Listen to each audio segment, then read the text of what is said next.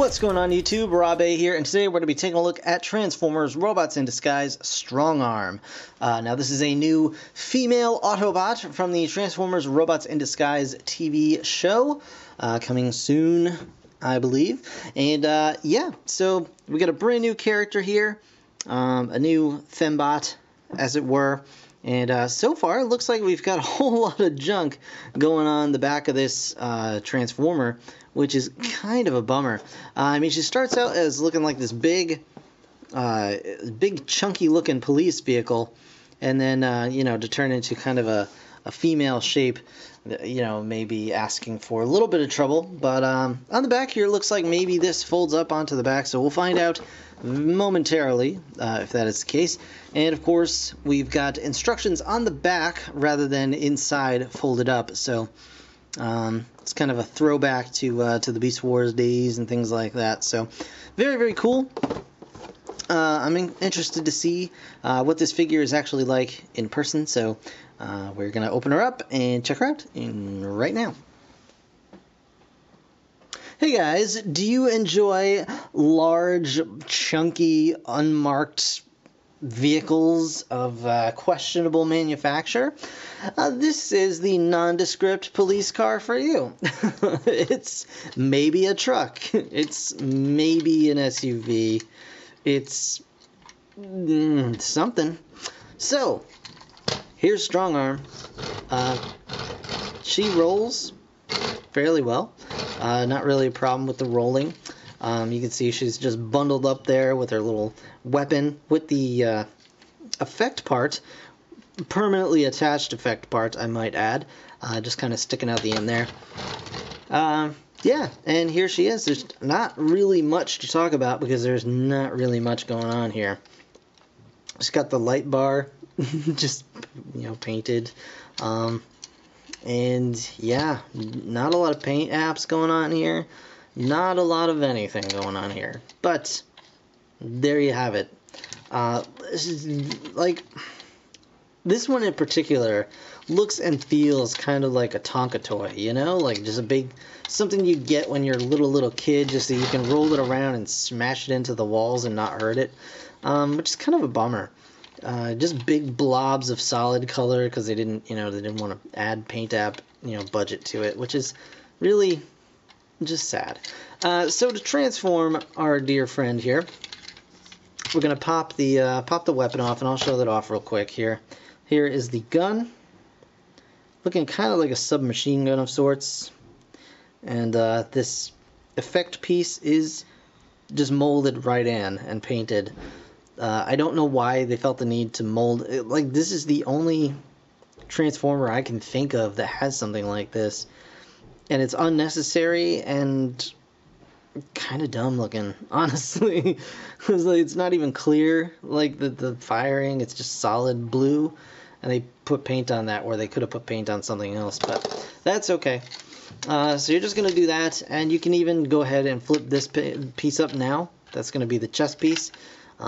You can kind of see where things are going here. We're going to just pull the sides out like so. Well, maybe not. Okay. We're going to pull the sides. There we go. Pull the sides up. Okay. Just like so. You can flip that up, I guess, completely if you so desire, and get the kind of winglings going on there. As you can see, her legs are now exposed. You're going to flip the feet around and down, around and down, and then turn the waist, and there are her legs, just like so. Alright, then these bits are just going to come out and down, out and down, and her shoulders do kind of a neat thing here. You just got these little shoulder bits. Actually, I may have to move this, where they're gonna kind of roll downwards like so, and then plug that in to kind of keep that all together, and that's gonna kind of allow the up and down shoulder movement that you really want out of a figure like this. Then these are her arms here, and you're just gonna take this side panel and just plug it in like so, just like that. Super Super basic, super simple. And then you just stand her up. And that's really it. You can stick this weapon in her hand. And, yeah, that's really all there is to it. She's just got this big wing backpack hanging off here. You can kind of adjust the shoulder pads to kind of get up and out of the way. Like that. But then they look really kind of silly either way, and it shortens her arms quite a bit. And it really doesn't even help that much, honestly. So you're better off just leaving it just like that. There you go. This is another figure that really has a problem of getting in its own way. And that is a huge bummer. So, articulation. Her head is on a ball joint. There you go, just like that. She has no light piping. I was mistaken. I saw the piece back here obviously made for light piping, but her eyes are painted in, just light blue. Her arms go up and down. They are on a ball joint, but they're going to bang into every single thing around here. Her arms do also move back and forth on this pivot. She does have a bicep elbow kind of swivel, like that. She does have waist articulation. She's got ball jointed hips and a nice knee bend as well. That's really it for articulation. And of course she comes with this gun that is always pew-pewing every day, all day. And she of course has this ginormous backpack, which does have a slot in it. You can plug the gun in back there if you would like to. You can of course close these up to give her a larger backpack, but it does tend to give her a little more wiggle room. But yeah, that's really all there is to it for Strongarm. It's so sad too, because you know, I thought like another cool fembot. They could have done really knocked it out of the park, but instead it seems kind of half-hearted. Like, you know, they just had this design laying around and they were like, well, what can we do with this? So here she is next to Bumblebee, if he'll stand up long enough to kind of grace us with his presence. And she's just a smidge taller than Bumbles here, which is kind of cool. And she's definitely wider.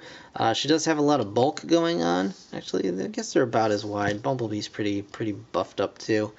But yeah, she's a disappointing figure, honestly, especially after her Legends figure is so well done, so much fun. I really do like this one a whole lot. She's just kind of a letdown, honestly, but you know, you may disagree, and that is entirely your prerogative. But I think she's kind of a bummer. Like, super simplified, chunky, but not fun chunky, you know. But yeah, what are you gonna do, guys? What are you gonna do? I still like her head sculpt, though. I think it's pretty cool. Yeah, so that's gonna do it for this review, guys. I want to thank you so very much for watching. As always, be sure to subscribe and stay tuned for more. And as always, thanks again for watching. I'll see you in the next one. Bye for now.